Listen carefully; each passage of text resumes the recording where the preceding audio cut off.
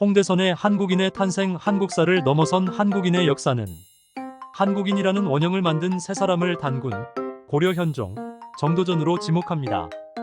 단군은 척박한 보금자리를 택한 실책으로, 곧 부동산 투자 실패로, 고려 현종은 고려와 거란 간의 전쟁을 통한 한민족을 실체화시킨 인물로, 마지막으로 정도전은 유교 통치 체제를 통해 민족 정체성을 빚은 인물로 소개합니다.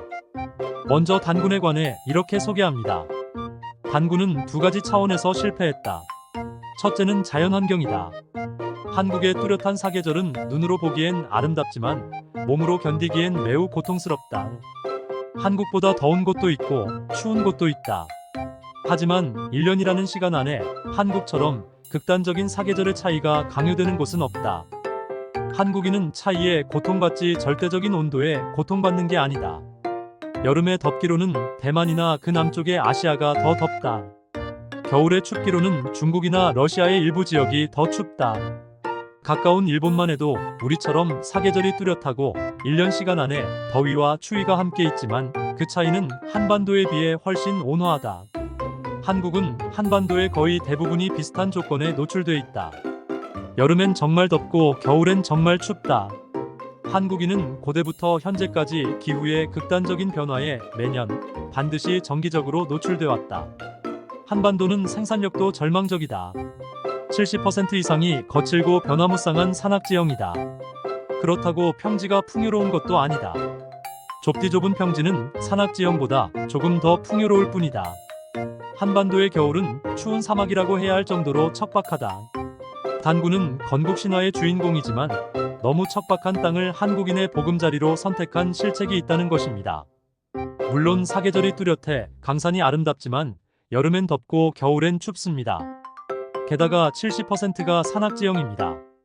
따라서 단위 면적당 인구 부양력이 가장 높은 작물인 쌀이 중요합니다. 두 번째 실패는 위치 선정입니다. 물론 이웃은 내가 고를 수 없지만 힘이 센 나라, 중국 옆에 자리한 것도 단군의 실책입니다. 따라서 한국인은 역사 이래 중국의 숱한 간섭과 침략을 받을 수밖에 없었습니다. 그럼에도 한국인이 여타 민족이나 국가들처럼 중국에 흡수되지 않았다는 사실이 중요합니다. 중국은 수시로 침범해 한반도 병탄을 노렸지만 결과적으로 얻은 것이 없기 때문입니다. 결국 중국은 한국인이 고개를 숙여주기만 하면 건드리지 않기로 결론을 내렸습니다. 이렇게 한국은 왜 오래전에 망하지 않았는가? 어떻게 중국의 팽창으로부터 살아남았는가? 그를 증명해줄 인물이 바로 두 번째 인물인 고려 8대 군주 현종입니다. 현종은 한민족 탄생의 1등 공신입니다. 즉위 당시 허수아비 군주였지만 강감찬의 귀주대첩으로 유명한 거란과의 전쟁이 끝난 후에는 하늘이 내린 성군이라는 이야기를 들었습니다.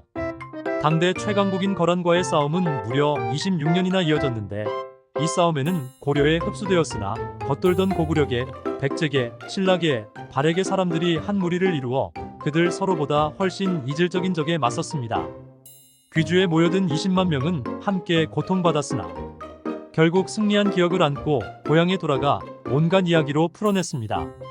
실존하는 허구였던 한민족은 이렇게 탄생했습니다. 홍대선은 이렇게 소개합니다. 공동의 적에 맞서 살아남은 이들은 공동체가 된다.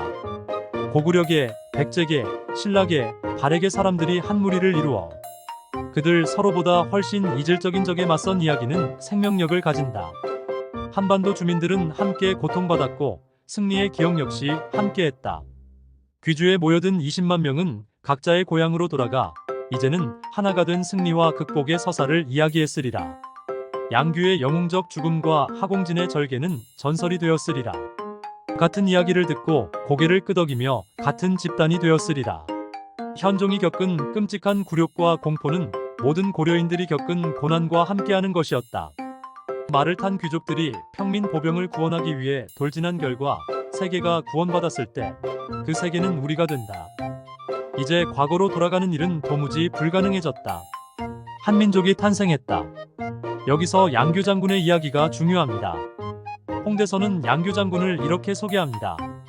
양규의 대단함은 단순히 나라를 구했다거나 누구보다 육중한 활을 다뤘다는 사실, 그가 쏘는 화살이 사거리와 위력에 있어 동아시아 최고 수준이었으리라는 점 따위에 있지 않다.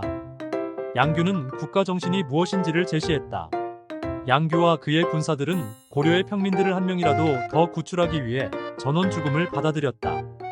그는 국가의 두 가지 측면 모두에 충성했다. 하나는 왕조, 하나는 백성이다. 이것은 하나의 철학이다. 현대에는 당연한 상식이지만 11세기의 중세 전사에게는 비범한 정신세계인 것이다. 고려 왕조 역사에 영웅은 많지만 그처럼 도덕적으로 완성된 영웅은 없다. 그러하기에 현종은 양규가 죽음으로 던진 질문에 정답을 제출해야 하는 숙명에 내던져졌다. 국가의 자격 조건은 무엇인가? 마지막 인물은 정도전입니다. 현종이 한민족의 탄생을 이끌었다면 정체성을 부여한 것은 정도전입니다. 그는 유교를 기반으로 임금의 사대부에 의한 백성을 위한 통치 체제를 구축했습니다. 그리고 이것은 지금까지도 유효한 한국인의 윤리관, 국가관입니다. 홍대선은 정도전을 이렇게 소개합니다. 한국인이라면 태조 이성계의 다섯째 아들인 태종 이방원이 정도전과 그의 일파를 암살하고 왕위에 올라 독재자가 되었다는 사실을 모두가 안다. 그런데 어디까지나 현대 한국의 기준에서 독재라는 사실은 자주 간과된다. 태종은 동시대 외국의 군주들은 물론 현대의 독재자들보다도 훨씬 불편한 생활과 많은 의무를 감당해야 했다. 그는 왕이 되는데 성공하고 왕권이 신권과 경쟁할 수 있는 토대를 마련했다. 하지만 결국 정도전이 세운 나라의 왕이라는 틀 밖을 벗어날 수는 없었다. 태종은 정도전의 조선 설계도면 거의 전부를 물려받았다. 정도전은 공식적으로만 역적이었을 뿐 조선 왕조 내내 조선 사대부의 시조로 추앙받았다. 무력은 철학자를 죽일 수 있지만 철학을 이기지는 못한다. 왕의 나라 조선의 군주는 결국 사대부에 의한 나라에 갇힌 존귀한 포로였다. 동시에 사대부 역시도 그들 자신에게 부과한 도덕률의 포로가 될 운명이었다. 특히 정도전의 유교는 효라는 덕목을 조선의 질서, 토대로 굳건히 하여 조선이라는 하나의 거대한 가정을 500년 동안 이어지게 했습니다. 그러나 신진사대부들의 유교가 역사 발전의 마지막 단계는 아닙니다. 해겔의 역사 철학을 소개하며 홍대선은 이렇게 꼬집습니다. 조선의 건국자들에게는 자신들이 가장 완벽에 가까운 나라를 세웠다는 나르시시즘의 흔적이 보인다. 조선 사대부는 나라가 망하는 순간까지 자신이 세계 최고의 문명국에 사는 문명인이라는 관념을 가지고 살았다. 조선 초기의 임금인 세종대왕은 훈민정음 해례본과 언해본에서 음양의 이치를 거론하며 가장 완전한 문자를 만들었다는 자부심을 숨기지 않고 드러냈다. 신진사대부들은 조선 건국을 단순히 왕가의 성이 바뀌는 역성혁명이 아니라 시대의 전환으로 인식했다. 그들에게 고려가 조선으로 바뀐 일은 역사 발전이었다. 그들은 타락한 고려를 부정했으면서도 조선도 언젠가 고려처럼 중환자가 될 수 있다는 상상력은 발휘하지 못했다. 해겔식으로 말하자면 스스로가 역사의 종말, 즉 더는 발전할 여지가 없는 역사 발전의 마지막 단계를 완성한 주역이라고 믿었다. 참으로 장대한 포부지만 결과는 오답이었다. 그들의 사명감은 존중하지만 틀린 건 틀린 거다.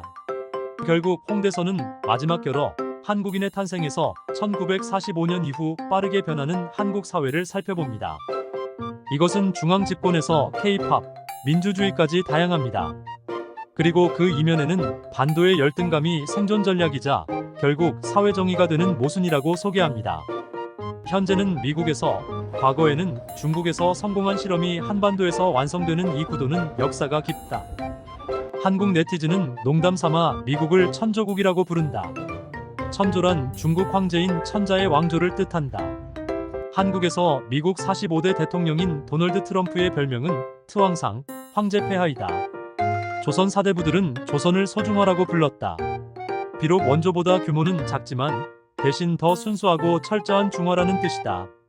한국인은 오랫동안 중화, 즉 세계 중심을 모방하고 출품작을 내밀고 나중에는 실력자가 되는 일을 역사적으로 훈련해왔다.